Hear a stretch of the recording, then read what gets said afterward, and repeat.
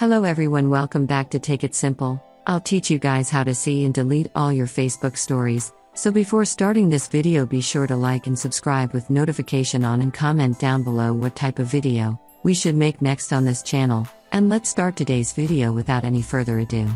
So, for this, click on the tree line which is at the top right corner. Click on Setting and Privacy. Click on Setting. Once you're in Settings, scroll down until you see Activity Log over here. Click on Activity Log, then scroll down until you see View Activity History. Click on View Activity History. So, basically, this is all the stuff I have done in my Facebook account over here. So, I can just click on Filters and click on Categories, and in Categories, click on your post and then click on your stories, which is right below Photos and Videos. Click on your stories. So, this is my story. I've only added one story. If I had added 2 or 3 stories, then it would have shown 2 or 3 stories over here.